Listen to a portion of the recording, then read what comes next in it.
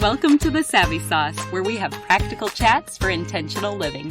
I'm your host, Laura Duggar, and I'm so glad you're here.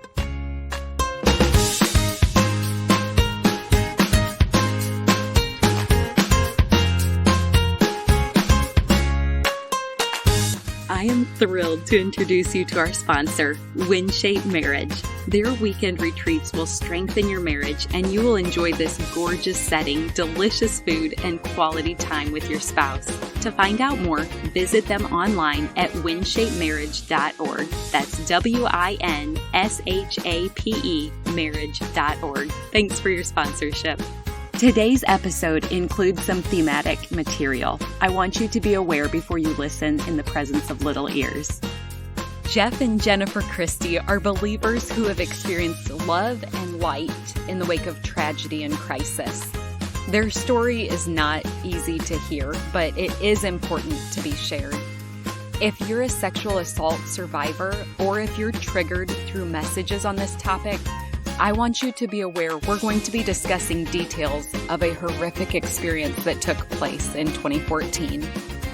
And then we're going to hear how God bestows on His people a crown of beauty instead of ashes, and takes what the enemy intended for evil and uses it to accomplish what is now being done, the saving of many lives. Here's our chat. Welcome to The Savvy Sauce, Jeff and Jennifer. Thank you so much. We're really glad to be here. Well, I'm honored to host both of you. And can you two just take us back and tell us, how did you originally meet? That is taking us back. Do you want to? Well, we met in youth group in San Diego with our church youth retreat. Can you understand him? He mumbles so much. 15 and she was 14. Yep. Is that right? Summer before freshman year of high school. I was 14, he was 15, and we were on a church retreat, and we introduced ourselves, and he started our entire relationship with a lie. It was not my idea. But despite that, we have overcome. And he introduced himself as Jefe and told me it meant Jeff in Spanish, which, by the way, it does not. It means boss.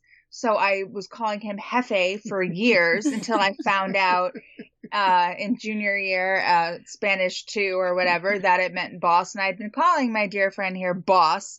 And by that point, it is so ingrained, and I still call him Jefe, and I've been calling him Jefe for 30 years. The other kids in the church called me that. No, it doesn't matter. It doesn't matter. You tell this little gringa from New Jersey that it means Jeff in Spanish, so that's what I call him. My mom was calling him that, so this was the entire foundation for our relationship starts a little shaky, but we very quickly become best friends and stay that way throughout high school. And we start dating to everyone's shock in our first year of college. And 7 months after we start dating, we get engaged. And then another 7 months later, get married. And we were still teenagers. He had just turned 20. He figures that's a huge distinction. I was not a teenager when I got married. She was. Yeah, right. Okay. You're man of worldly wisdom. And we've been married 26 years. Wow. Well, first of all, I just love hearing your sense of humor come out as you share. For both of you, what did marriage and family and your spiritual life all look like early on? How early you want to go? Because there's a lot of, there's a lot when you marry as a child, pretty much, because now we've had children that age and we have children that age. And looking at them now, it's a kind of terrifying that you're even allowed to get married and make those kind of decisions at that age.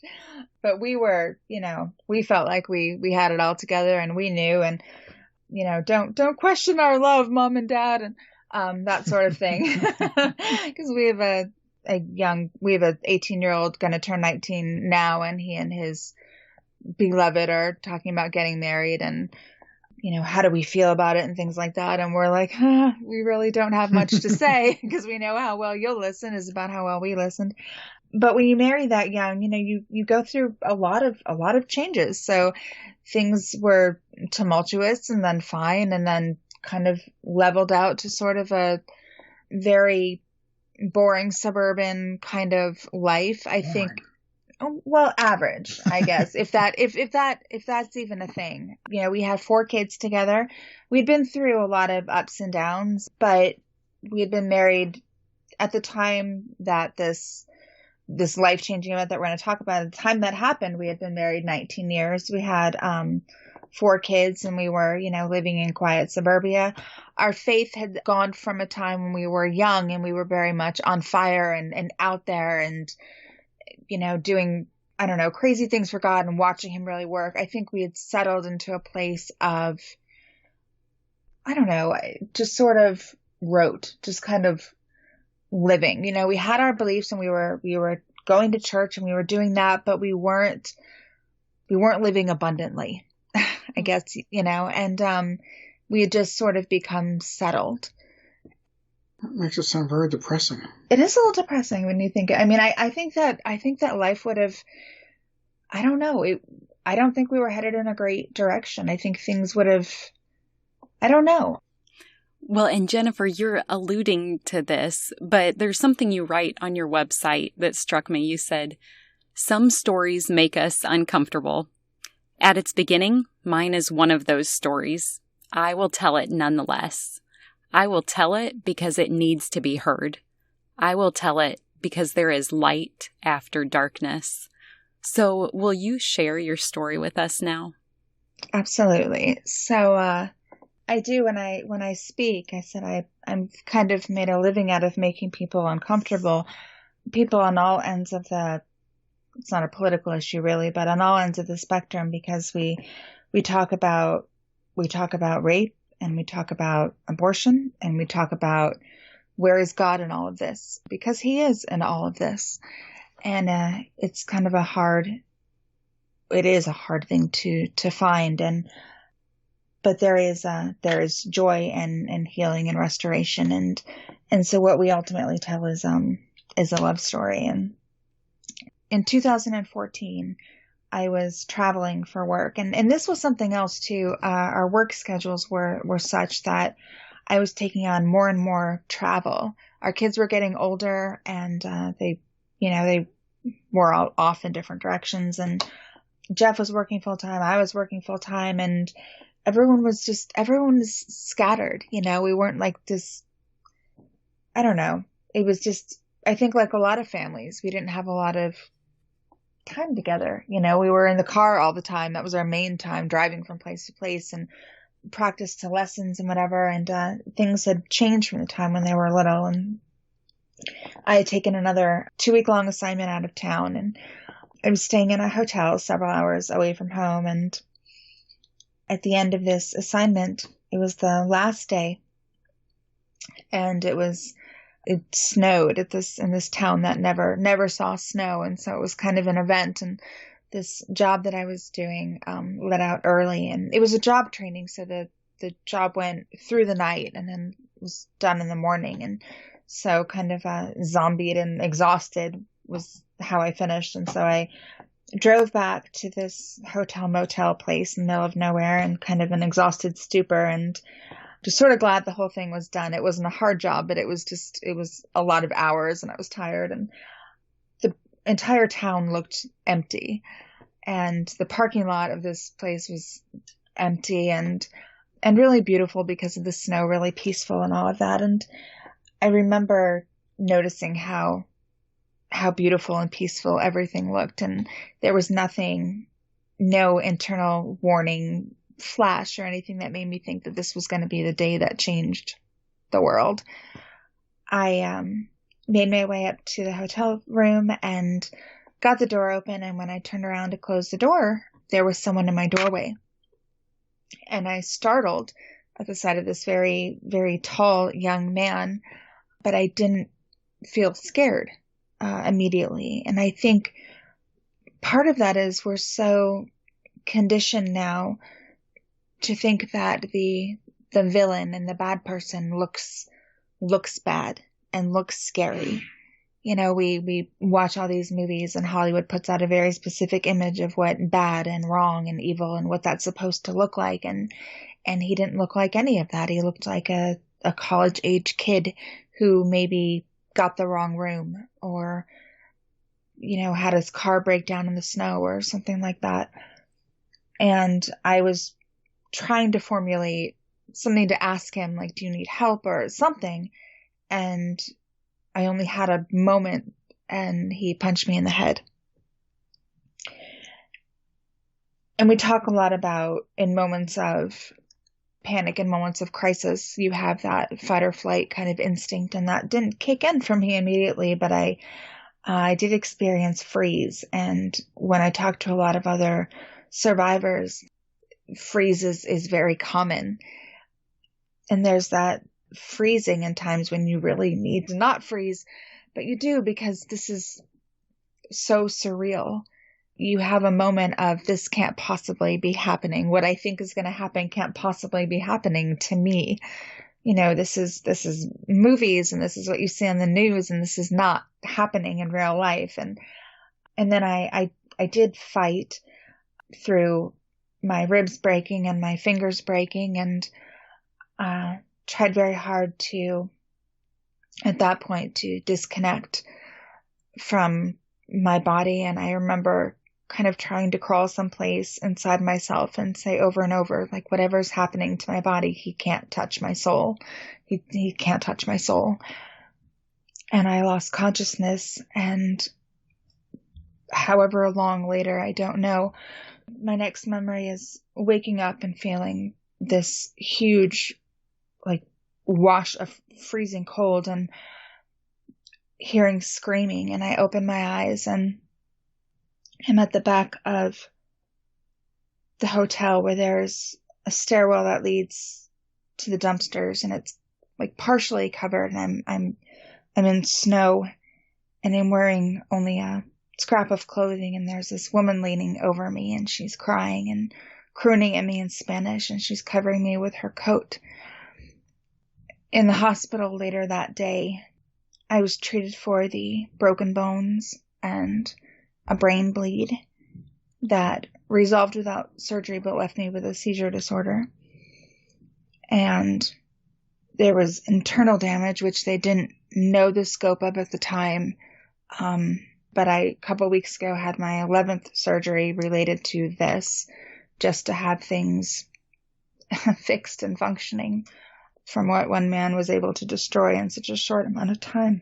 And that was one day, one afternoon, one blink in the breath of eternity, but it absolutely tore apart my life and my world, and put Jeff and I on this whole new trajectory that we couldn't see at the time. It was just pain and anger and confusion and all these heavy emotions that we didn't know what to do with or where to put. And we didn't talk to anyone about what happened. I wouldn't let him. I didn't want to say the word rape. I didn't want to see anyone the way I looked in that condition. I told the kids that I was in a car accident, and we weren't talking about it. No one was talking about it. And I kind of hid in the house, and it was just a really, really, really painful, dark time. But from a spiritual aspect, Jeff and I had been Christians for a long time, and we had this foundation, and we knew where our help came from, but this was not something that we knew how to handle. And just recently when we were talking, I wrote a book and we were talking about this, and looking back, I said, I remember very specifically us talking about how we're going to pray for each other, but we didn't. Like, we didn't pray together. It was, I'm praying for you and I'm praying for you, but we didn't have the words. Like, we didn't know what to say or how to begin. And Jeff was trying to do what he thought I needed to be, what he thought I needed, and to smile and be upbeat and, tell me we're going to be okay. We're going to get through this. And then I'd hear him, when he thought I was asleep in the shower, like sobbing and retching and punching the walls. And he'd come back out to me and, touch my face with these bloodied knuckles and be like, it's going to be okay. And God's going to get us through this. And I just remember being mad and just thinking, liar. Like this isn't okay, and we're not okay, and we're not going to get how are we supposed to survive this? And it just, we didn't know. Like the air was heavier and breathing was hard, and we didn't know how to be from that point. Everything changed. And nothing can prepare you for what you said, this moment where your entire world changes for both of you and beyond the two of you. So, Jeff, at this point, could you also share what was your initial response internally when she came home? Or was it you met her at the hospital for the first time to hear about what happened to her? Yeah, like she said, I didn't handle it well, knowing what was going on. I was there for her as much as I knew how to be. But internally, I didn't have any answers here. We had been married 19 years and been through a lot already. But everything that we had been through, we had gone through together, and we had come out together. This was something that I think it was like you said, we didn't have any experience with this. And no one knows how to handle themselves when something like this comes up. And I didn't have the answers that I thought I would have when I needed to have them for her. And yet I love that you were offering all that you could to encourage, and that you two were still, it sounds like, as best you could after this trauma, leaning into each other in the best way you knew how and leaning into God. But then, Jennifer, just to clarify, could you explain what type of work you were doing? Yeah, I'm a sign language interpreter. And so as a freelance sign language interpreter, any possible scenario, any possible job you can think of, we're needed. That's hospitals, and that's schools, and that's courtrooms, and that's jails, and that's, kindergarten classrooms, and that's job training, and that's, births and deaths and weddings and funerals, anything you can think of, that we kind of put into that space. Yeah. So that's what I was doing. And it was a job training, and it's sometimes exciting. It's usually pretty routine. It's not, that thrilling, but yeah, so I'm an interpreter, and that's what I was doing. And that actually leads us into the next part of the story, the happier part. I was scheduled to interpret, and I had only done a few of these in my life, but this was a relatively new thing for me, interpreting cruises. And I had taken a few in the past, and this was the longest one I had ever accepted. It was a 10-day cruise, and it was scheduled for about 6 weeks after the attack. And they book these with interpreters months and months beforehand. It's a specialized thing. It's not easy to get a replacement interpreter. And this particular excursion had a large group of deaf people and four interpreters who were scheduled to be with different groups at different times. And it was very structured. And Asked for by name. Oh yeah. And I was requested by name. This is not something that I could have been like, hey, by the way, I'm not going to come a week beforehand or something. But I couldn't bring myself to tell this agency. I couldn't articulate at all to anyone what had happened. And I certainly couldn't bring myself to tell this agency that I couldn't make this job. And I was in such a weird state. And I don't know if it's partially the head injury and the trauma and all of that, but time just was not a real construct for me. And I didn't see it moving forward. And so I didn't really give much thought to, there was this time coming up when I was going to have to be gone and leave the house again and all of that. And, but we came to that time, and I was healed to look at. I was fairly healed. You wouldn't look at me and be like, oh, it looks like she's really been beaten up. I looked okay, internally, physically felt okay. And Jeff was like, maybe you should go. He has taken enough from us. We have to figure out a way to keep living. You're in your head here. You're not leaving the house. You're not eating or sleeping. You love what you do. You were looking forward to this. This is an opportunity to be around other people. You'll be busy. You won't be here. You should go. If you can do it, you should go. And that made sense to me, because you have to figure out a way to keep living, or evil wins. And that sounds very trite, but it made sense in my head. And so I went, and I got very, very sick the second day of this 10-day, planned cruise. And so it really wouldn't have mattered. But I got very, very sick, and I was quarantined on the medical unit. And after, I think they give their antibiotics like 24 hours and nothing was happening. I wasn't getting any better. And so this little doctor comes in to talk to me, and she's like, "We don't know why you're not getting better." And I was like, "Me neither." And she's like, "We need to give you something stronger. We're going to give you a cocktail, an IV of something a little more potent to try to, knock this out."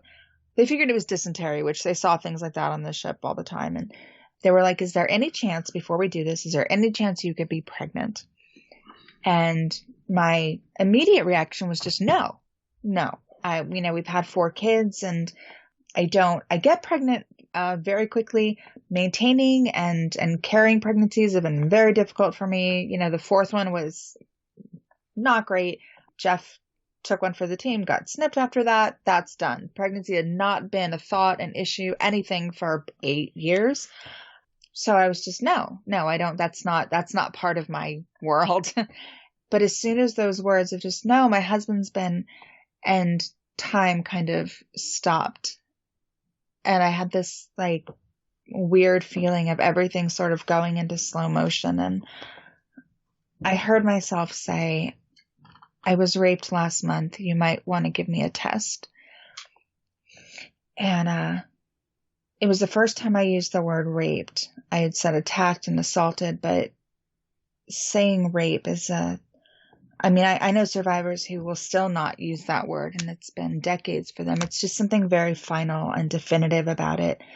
It's just heavy and dark and an ugly, ugly word. And she kind of was stunned and just sort of shook herself, and to her credit, just was like, "Okay, let's give you a test," and, kind of got herself back together. And the test was positive. And she seemed more stunned by this than I was. And so we took another test, which is also positive because that's the way those work. I'm now holding 2 positive pregnancy tests in my hand. And I remember just kind of crumbling and rocking back and forth and saying, "What am I going to do?" And I didn't even think about having a child or any of that. I just remember thinking, how am I going to explain this to people? Like, what am I going to say? Like, everyone knew at the time that Jeff couldn't have children anymore. Like, what do I say? Like, now I have to tell people, and I didn't want to ever, ever talk about it. And the doctor was like, "Look, don't," I was like, "I have to call my husband." And she's like, don't do that yet. Something could be wrong. You've been really sick.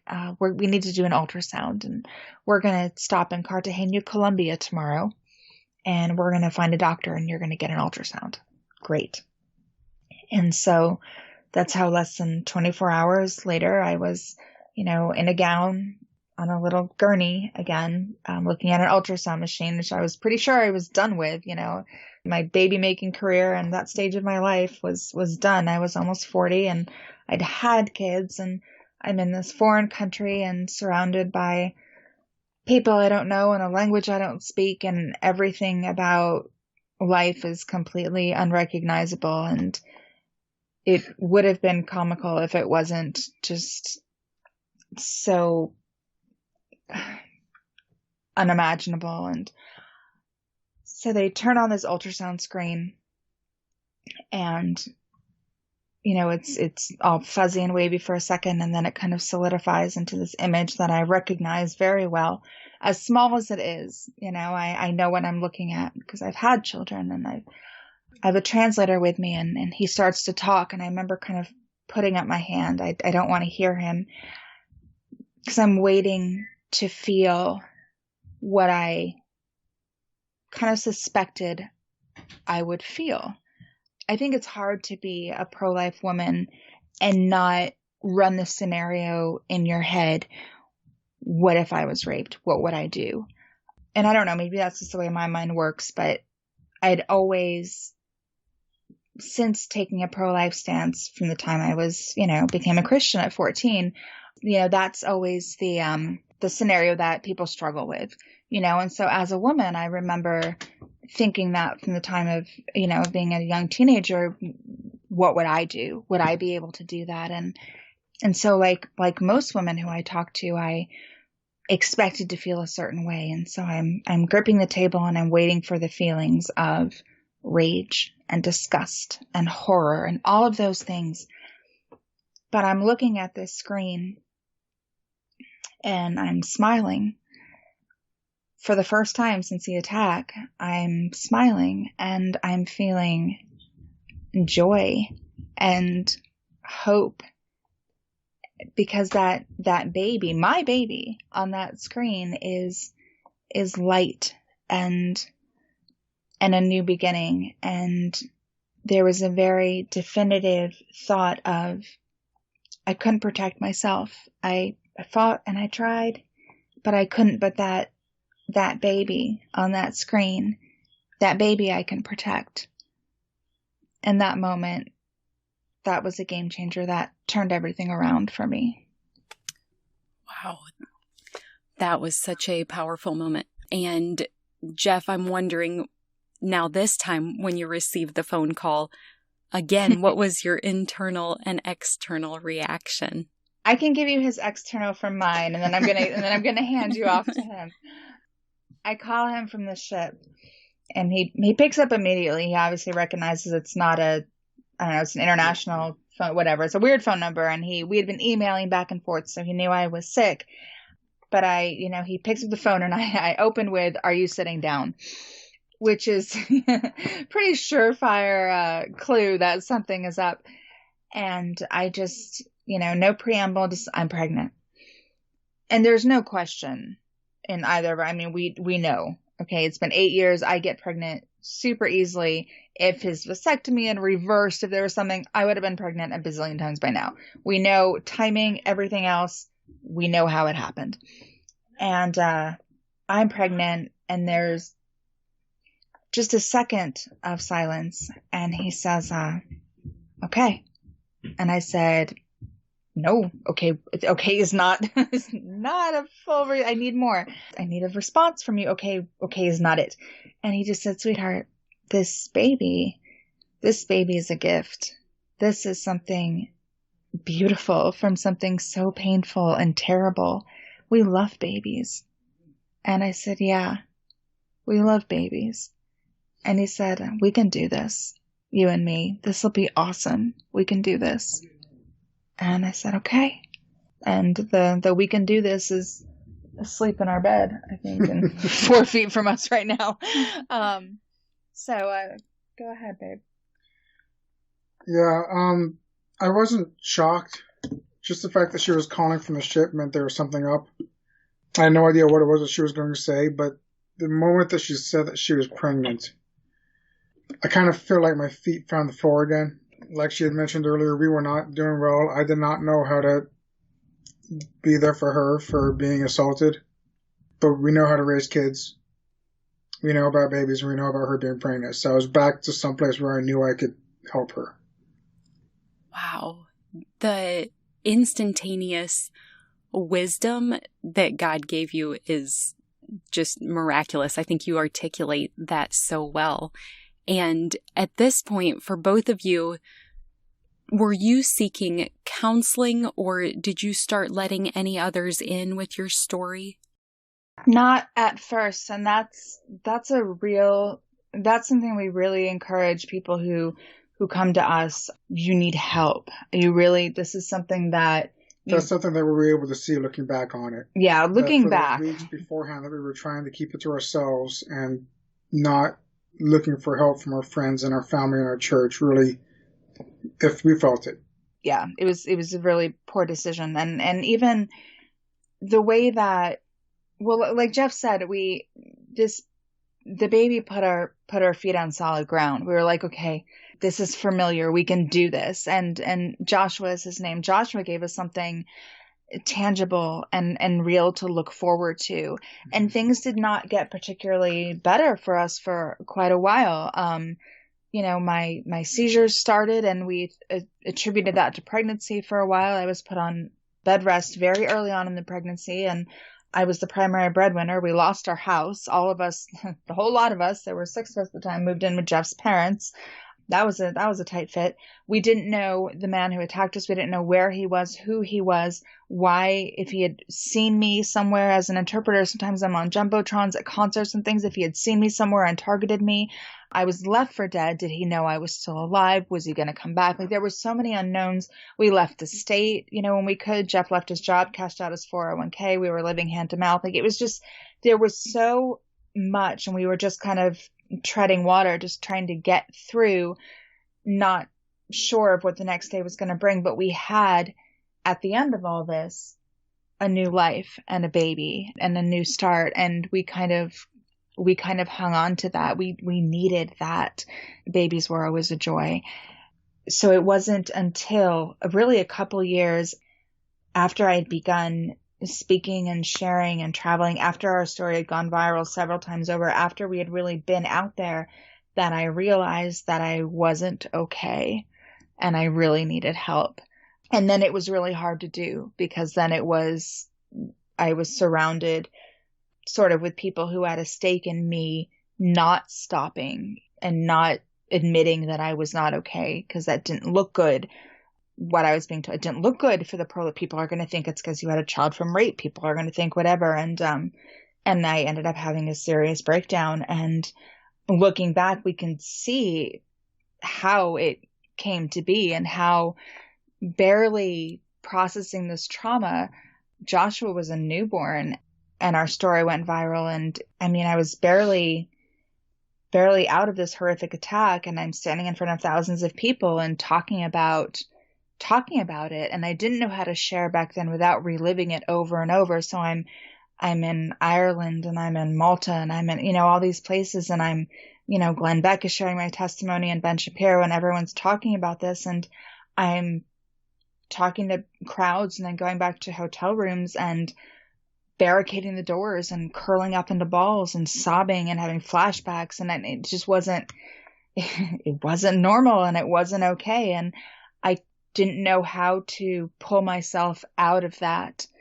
So it took a while, and it took backing away completely, and then kind of recalibrating and God showing us, okay, we're going to go in a different direction. It was hard, but getting help early on is so important, because the brain, when traumatized, kind of rewires, and you need help. You can't do it alone, especially when something is so traumatic, and there's physical impairment involved, and it's just it's too much. And it just takes me back just a few minutes before we recorded. We prayed that the comfort that God has provided, that you would then be in turn able to use that overflowing comfort to offer comfort to others. And I just want to acknowledge, it's not to any shame or condemnation for you for not seeking out help at first. You had never been trained in this before or planned for this, as none of us have. And yet I love the encouragement that you're providing someone right now. If they've been through anything similar, you have years of wisdom now with which to offer.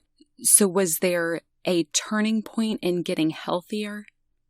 Yeah, there was a suicide attempt, and a couple of weeks in a coma and on a ventilator, and waking up, having to learn to write again and walk again, not being able to move on my own, not being able to eat without a tube, and having all these people who had hailed me as a hero and your story is so needed. Those people kind of fell away because I was broken and I was unusable, and I was just Jennifer. And I wasn't Jennifer Christie, pro-life speaker, heroic mother from rape, all of that, all of those titles, all of those labels were gone. They all kind of fell away. And it was just this broken woman who had been brutalized and tortured and raped and never got help, and was now here in the hospital. And now what? And that's kind of where we were. Now what? And there were a lot of rumors and things going on. People who approached me, I would, Jeff and I were very honest about what happened, but there was still people who were like, you can't talk about this. You can't tell people this will be damaging to the pro-life movement. Everyone's going to say it's because you had a child, all that. Everyone's going to say it's because you were raped, because you had a child, all of that. And that's a lie. I went public with this on my Facebook page a year ago almost. And it opened up the floodgates for, I don't know, hundreds of people to start writing me and telling me their own stories of brokenness and their shame behind their suicidal ideations or losing someone from suicide or their attempts at suicide. And especially this last year, everyone being so isolated and the whole world kind of shutting down and depression rates skyrocketing and all of that. There's such a push, not just in the pro-life community, in the Christian community as well, to be okay. And to always say that you're okay and nothing is wrong and no one is hurting and no one is broken, because we have Jesus and so everything is okay. But that's not realistic. There is still pain and we don't always process it well. And, I'm not happy that I overdosed. I'm not happy that I did that to my family, but I can't be ashamed of it either. This is what happened. This is kind of what needed to happen to save my life and to bring me to a point of, okay, yeah, God, now what do I do? And Jeff and I, we pulled away from the pro-life community completely for a while and we're like, we're done. And then God was like, no, you're not. And so what we did is we founded an organization because I couldn't find anywhere in the pro-life movement at that time. I had nowhere to go when I wasn't okay, when I was good and everyone wanted me and everyone knew who I was and they wanted to, they wanted a hero and someone to prop up and be like, look, you can do this too. Like if that's who you are and that's, there's all kinds of places for you. But if you're not okay and you just need to talk and you need somewhere where you can be seen and heard and loved and be all right in your brokenness as you're healing, there was nowhere like that. And I needed that. And I figured I probably wasn't the only one. So we made that and we created Love Louder. And it's been almost a year now. And we have been able to talk women and their husbands through a lot of, horrific, painful situations because we didn't have anyone to talk to. We didn't know anyone who'd gone through this. And it's not that we have any answers, but we know who does. We can point them to Jesus and we can love them and we can say, you need help. We're here and we understand and we'll be here with you. We'll walk through this with you. And when we can't be here, God will be here and you can survive this. And even if that's all we have to offer them, sometimes people just want to be heard, and women who've held this in for years and years and years because they're scared to say it out loud. They're scared they won't be believed. They're scared of, all these different, with good reason. They just want a place to be heard. And so we can provide that. And we've done that. And that's been incredibly healing for people to come to me and say, I was suicidal and you got me through it. And of course I didn't. It was, what God did in this amazing time of my own pain. But that's really, for me, been an amazing, humbling privilege to be able to walk alongside other people in their place of, in their valley when, I'm kind of doing that for the woman that I was before I collapsed. Let's take a quick break to hear a message from our sponsor. I'm so excited to share today's sponsor, WinShape Marriage, with you.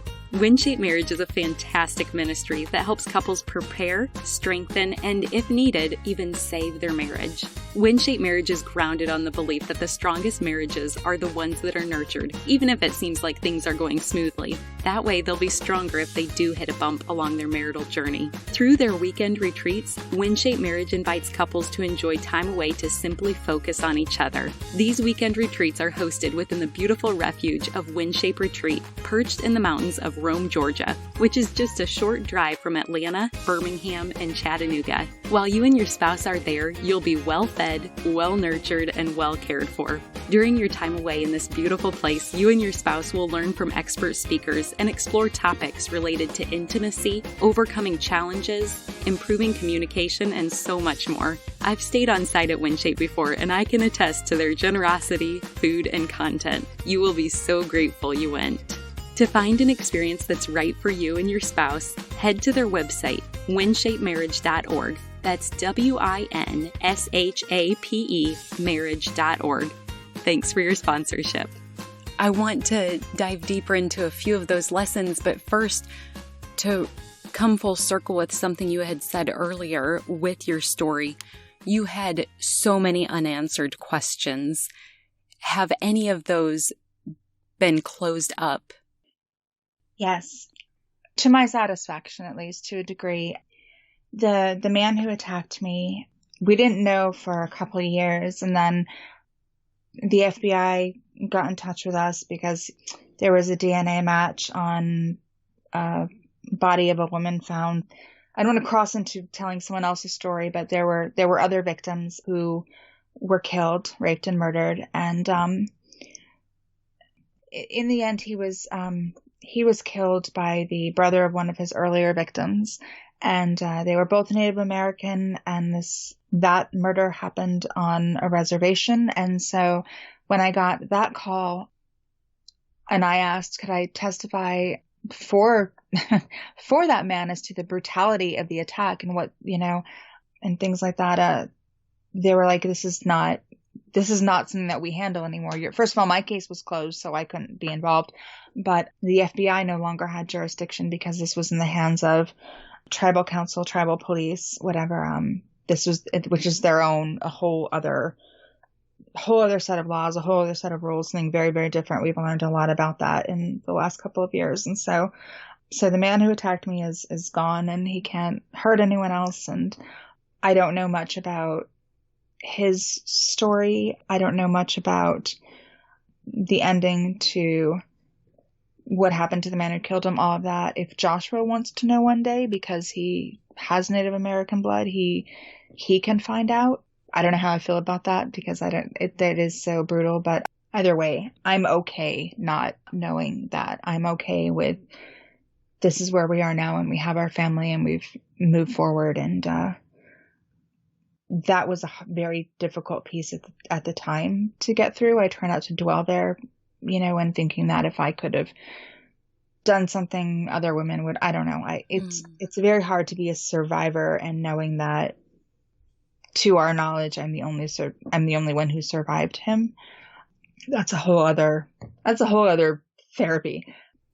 But we did move and start this new life, and the biggest thing was safety and the unknown and all of that. And that part was settled. I think knowing that he was gone and there was never that possibility I would have to go and testify or see him in court or relive that in front of people and all of that, and have Joshua hear all those details from someone else. And that part, that was the biggest thing. I would have nightmares about that. And that door being closed was, I think we all kind of collectively exhaled, just like, okay, that's not going to happen. And now we can really kind of carry on and as a family, and that's not going to be an issue. And that was big. I remember my mom just sobbing because she's like, you don't know how frightened I've been for you guys, even though you moved out to the middle of nowhere and you're hiding or whatever. It's just, it was scary.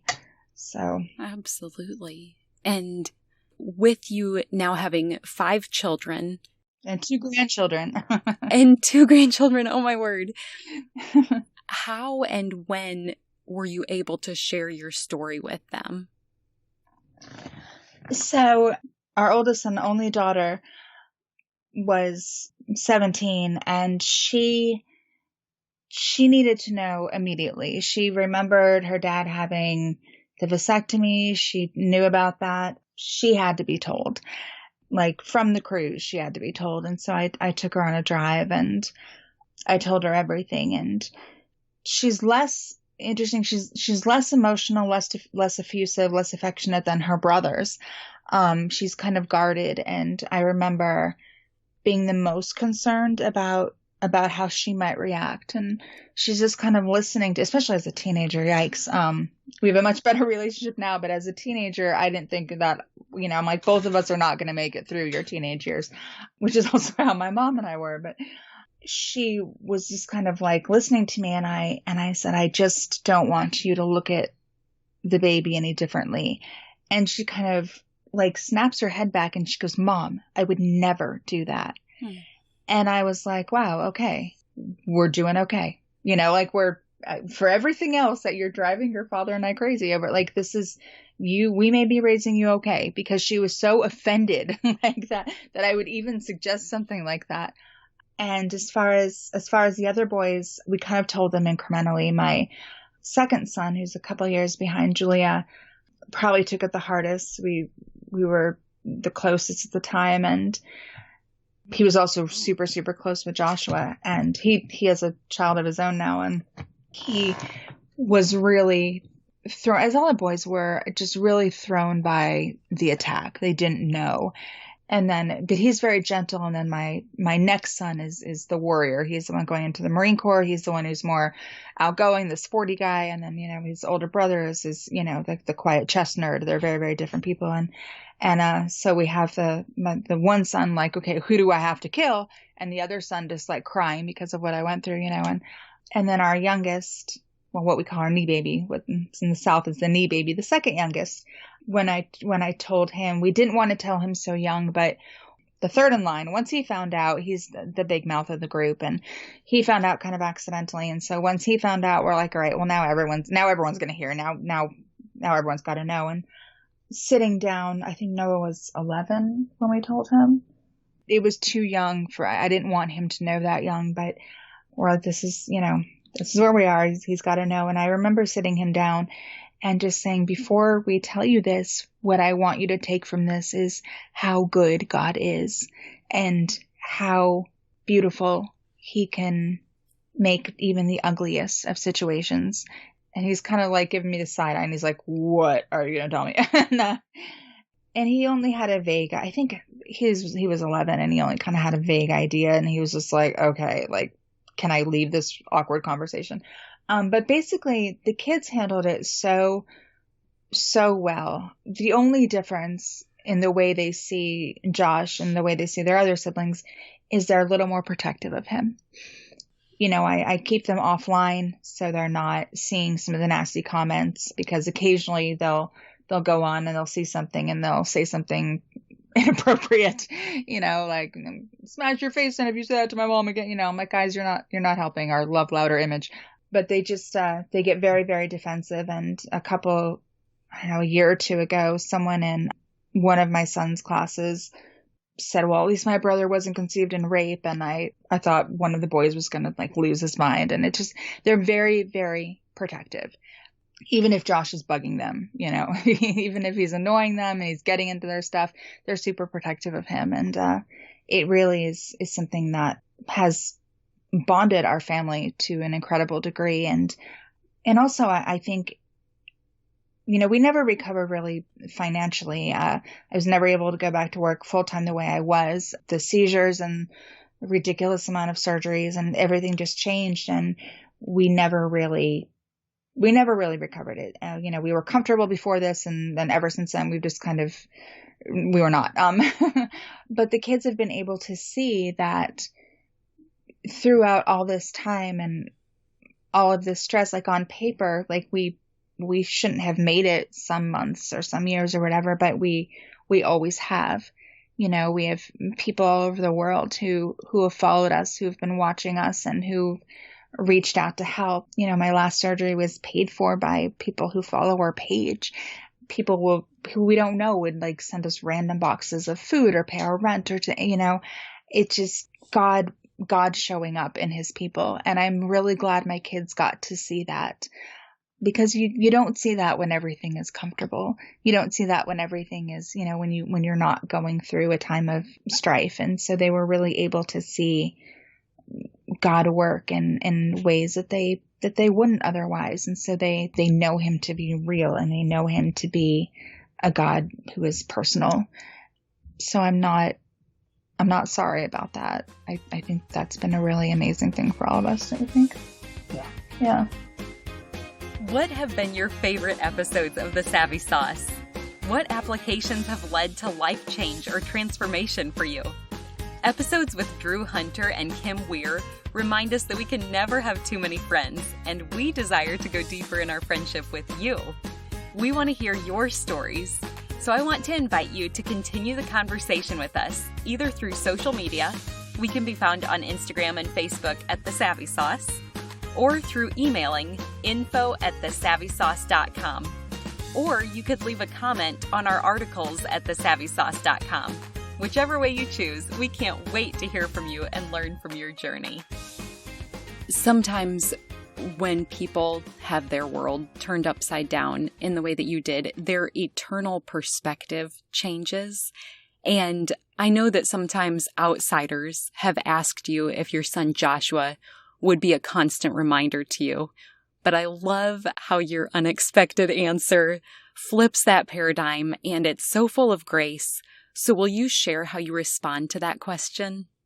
I tell them he is absolutely a reminder to me. I say that Joshua is a reminder of women rising above their circumstances. And Joshua is a reminder of love triumphing over hate, and a reminder that God is still on the throne. And that's what we see every day when we look at him. And I usually, when people throw that at me in a snarky way, I usually thank them. I'm like, thank you so much for bringing that up and reminding me of all these beautiful things that I have in my son.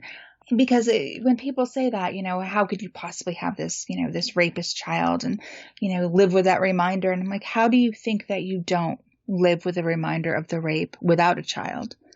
Like, find any rape survivor anywhere and be like, hey, do you remember that rape that oh, that's right, I was raped. Like, there's no way that is somehow blocked from your memory. And yet women are told all the time that you have to have an abortion, otherwise you will never forget. The implication being that somehow you'll forget. Like, no, you don't get that. I wish there was a way. I would remove a limb if I thought that I could forget, that just block that part out of my mind, but that doesn't happen that way.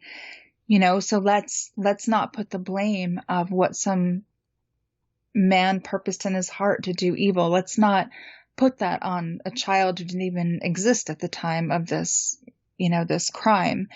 And I think that somehow sometimes we do that because that makes more sense, especially if the man is not around. He's not there.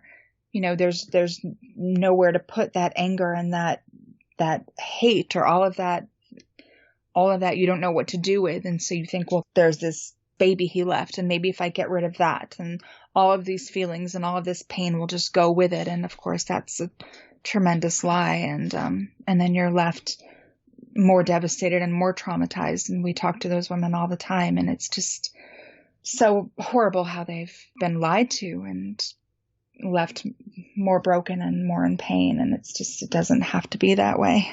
It doesn't have to be that way. And I think that leads me to be curious. Is there anything else that the two of you want to make sure that everyone hears or learns today? Yes, actually, if anyone is listening who has had an abortion after rape, I would want them to know that there is forgiveness, that there is no condemnation, there is no shame coming from us, there is no condemnation in Jesus, that there is forgiveness and restoration that can be found. I would want them to know that you did the very best that you could to survive at a time of high crisis and trauma, and no one is hating you for that. We all do what we can just to survive. That something evil happened to you that should never have happened, and to know that forgiveness is there and that you have to forgive yourself. Yeah, I just realized early on when we started sharing this, when JJ started sharing this, I discovered that our situation wasn't as unique as we thought it was. Mm. We weren't as alone as we felt. Right. And that was a big part of what was keeping us from being able to heal, was keeping this to ourselves and thinking that that there was nobody who could help us out there. So the biggest thing that I would want people to know is that you're not alone. and that there are people, not just us, but there are people who care and want to help. One of the things that our daughter brought up once was her friends would tell her, we don't all have the resources that you guys had, which is funny because we didn't have the resources that anybody thinks we had either. But she says, what if people don't have support? What if a woman just physically cannot raise a child that she was not intended to bring into the world? And I told her that if she feels that alone, that's our bad. That's our failure. That we as a society have failed that woman if she thinks that she has no hope. As pro-lifers, as Christians, that's our failure. We are supposed to be the ones to step into that place and hold her arms up, hold her together, and be there to walk alongside her when she feels that she has no other option. That's on us, and that's what we're trying to do. And there are so many places and people who will do that. And will you share then a little bit about Love Louder and any other place that people could find encouragement from you after this conversation? Sure. So we can be found, and we answer every message. Jeff and Jennifer Christie, Pro-Life for Every Life on Facebook. We can be messaged through there. And Love Louder, we have a 24-hour hotline. That's 833, the number 4, Louder, Louder. And that is any woman who has been sexually assaulted at any time, even if it was decades ago, and you need to talk. If you were just sexually assaulted and you need help, you need to find a safe place. You need to talk to someone while you go through a rape kit, any of that, 24 hours a day, 365 days a year. If you've had an abortion. Yes. And if you're pregnant, if you're not pregnant, if you've had an abortion, whatever, we're here. We love you. We can help. So we have that, and we are connected with Abby Johnson's ProLove Ministries, which is a huge umbrella that covers a lot of ministries. It's adoption services and abortion healing and counseling and just a variety of needs that are met. Loveline, I don't have that number offhand, but it might be on our website, which is lovelouder.com. Loveline is another wonderful, wonderful resource that's part of ProLove Ministries that's helped women get into housing and helped women go back to school. And we do baby registries. Loveline does baby registries. We can help you with food if your pantries are empty. There's no reason to do this alone.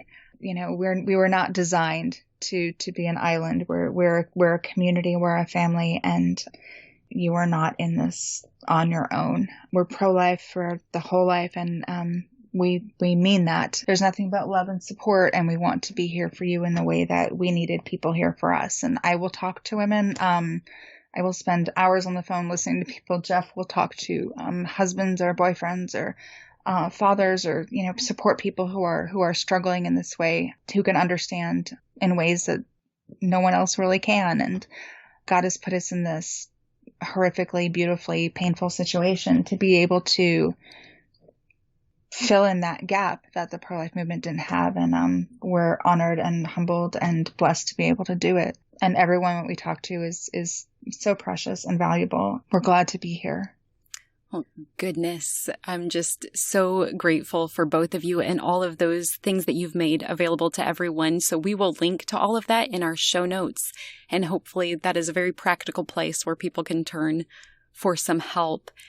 And you both know we are called the Savvy Sauce because savvy is synonymous with practical knowledge.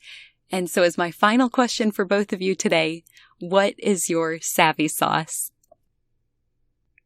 This is going to sound so cheesy, but I would say Love Louder, because we named our organization that because it became the tagline with our ministry when people started saying, well, what are you going to tell your kid as he gets older?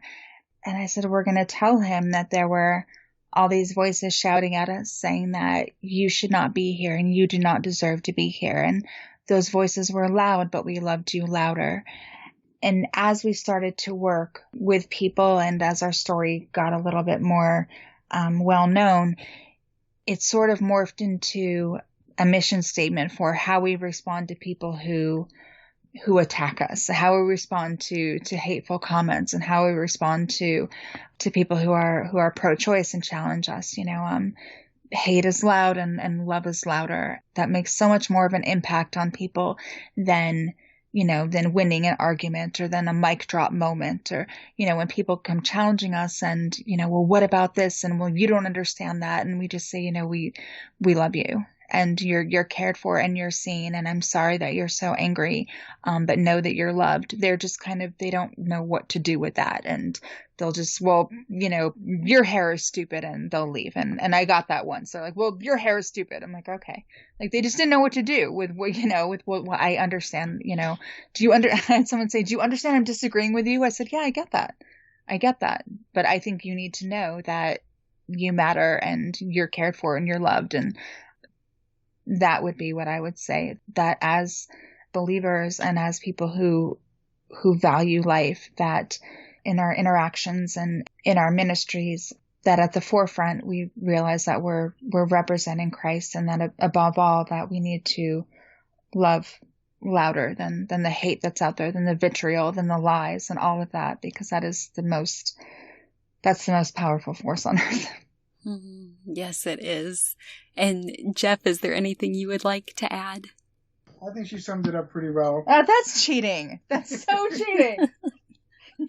Well, I'm so grateful to both of you for being my guests today. And we started this time before we recorded in prayer. And in conclusion, would you allow me to pray for the two of you now?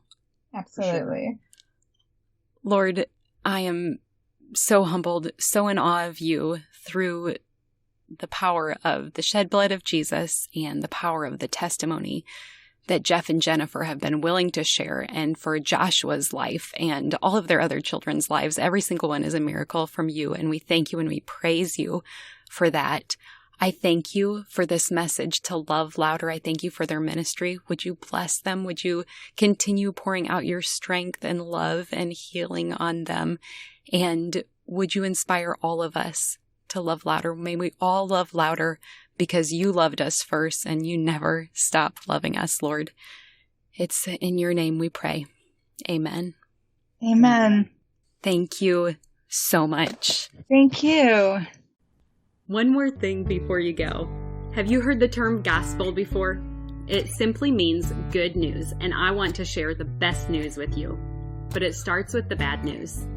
Every single one of us were born sinners, and God is perfect and holy, so he cannot be in the presence of sin. Therefore, we're separated from him. This means there's absolutely no chance we can make it to heaven on our own. So for you and for me, it means we deserve death, and we can never pay back the sacrifice we owe to be saved. We need a Savior. But God loved us so much, he made a way for his only Son to willingly die in our place as the perfect substitute. This gives us hope of life forever in right relationship with him. That is good news. Jesus lived the perfect life we could never live and died in our place for our sin. This was God's plan to make a way to reconcile with us so that God can look at us and see Jesus. We can be covered and justified through the work Jesus finished, if we choose to receive what he has done for us. Romans 10:9 says that if you confess with your mouth Jesus is Lord and believe in your heart that God raised him from the dead, you will be saved. So would you pray with me now? Heavenly Father, thank you for sending Jesus to take our place. I pray someone today, right now, is touched and chooses to turn their life over to you. Will you clearly guide them and help them take their next step in faith to declare you as Lord of their life? We trust you to work and change the lives now for eternity. In Jesus' name we pray. Amen. If you prayed that prayer, you are declaring him for me, so me for him. You get the opportunity to live your life for him. At this podcast, we are called Savvy for a reason. We want to give you practical tools to implement the knowledge you have learned. So you ready to get started? First, tell someone. Say it out loud. Get a Bible. The first day I made this decision, my parents took me to Barnes & Noble to get the Quest NIV Bible, and I love it. Start by reading the book of John. Get connected locally, which basically means just tell someone who is part of the church in your community that you made a decision to follow Christ. I'm assuming they will be thrilled to talk with you about further steps. such as going to church and getting connected to other believers to encourage you. We want to celebrate with you too, so feel free to leave a comment for us if you made a decision for Christ. We also have show notes included where you can read scripture that describes this process. Finally, be encouraged. Luke 15:10 says, "In the same way, I tell you, there is rejoicing in the presence of the angels of God over one sinner who repents." The heavens are praising with you for your decision today. If you've already received this good news, I pray that you have someone else to share it with today. You are loved, and I look forward to meeting you here next time.